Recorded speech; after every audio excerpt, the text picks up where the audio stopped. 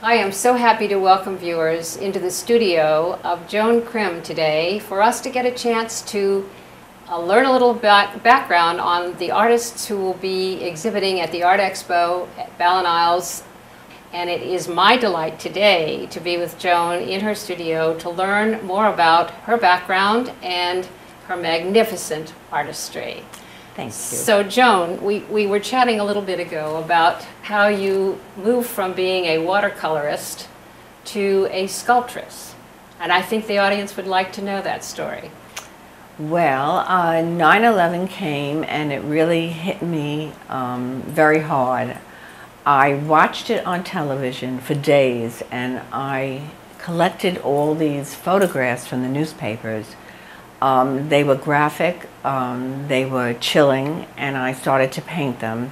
And when I got a group of 5 together, I put them in a collage and framed them.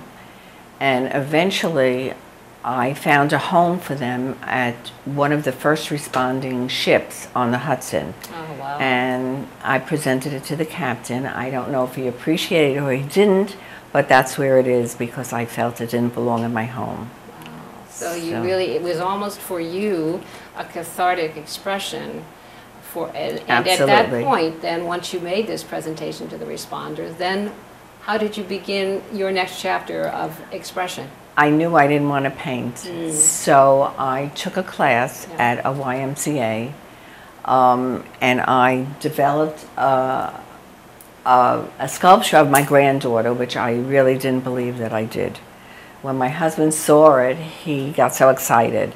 So I started to pursue it and took a few lessons there. And then when I came to Florida, I went into the Armory and took a few more lessons and produced another piece. And I was shocked that I could do this because it's so dimensional. Whereas watercolor, you take a flat painting and you make it dimensional with shades. This was on my knees, looking up, looking down, spinning it around, making sure that everything was in perspective and had an angle and the measurements were good. So really you're pointing out that the mirror is helpful to you as you're getting angles and dimensions. Yes, and then everything spins so that you can see it from every angle. And you have to walk away from it because you work on top of it for so long you don't see any mistakes.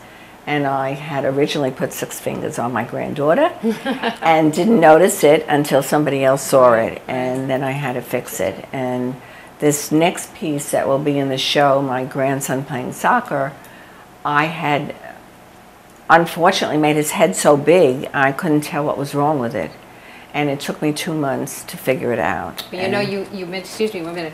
You mentioned your husband, and when I walked into your studio, you told me that he actually created this studio for you, built this for you. Absolutely. And it made me think how important it is really when you are an artist and you have this magnificent gift that you have the partnership and support of your husband. So we want to give him credit even though he's not on camera. Absolutely. Now. And he knew he had to do something with me to keep me out of his hair. He decided that I had a talent, and whether I'm not Robert St. Croix or anybody famous, but he wanted me to be able to do something because I couldn't play golf anymore. And this was it. Good. Well, let's talk a little about some of these pieces because they are really breathtaking. And obviously you've told me a little about the story behind some of them. So let's tell the audience a little about this. Okay, what I do is actually I need a photograph. I need something to inspire me, and usually it has to have action. A standing model does not do it for me. I've done it. It doesn't prove anything. It just stands there. And what I like to do is get an expression, a character, an action, and then I put it into play. And because I'm able to work with wire, I can have my grandson shooting hoops, I can have one playing soccer, I can have one dancing, I can do one is gymnastics, one plays baseball. So they're all in action, and if somebody is kind enough to send me a good photograph, then I sit down and do something. It can be your inspiration. Well, to a non-artist, myself, and I'm sure many viewing this, to see you say that you begin with a wire and then we have something as magnificent as this bronze piece, you have to tell us a little bit about how we get from there to here. Okay, this is a base. This will hold the clay in place for me, and I can move it around. You need to know muscles, you need to know bone. Without that, you can't make a figure. Unless, of course, you go contemporary, which is a possibility that I can't do because I'm really super anal and I don't like contemporary. So you want lifelike. I want true life, realistic stuff. And motion, you said. Yes, that's what absolutely. You are, motion. Okay. And so what I do is I build upon a stick figure here, and I try to layer it with bones and then muscle. And actually, I was going to try and do this contemporary, but I can tell I'm not going to be able to do that. And you use your research here to get, as you were telling me about this piece in the back. I have You have to work from the inside out. Right.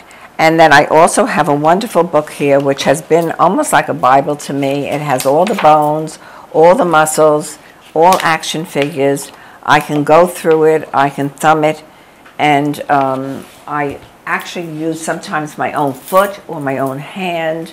I will look in the mirror and pose my foot. It's a little old and crinkled now, but it does serve the purpose. Perfect. And then I just keep building. And I was a Fashion Institute student. I did graduate with a fashion degree.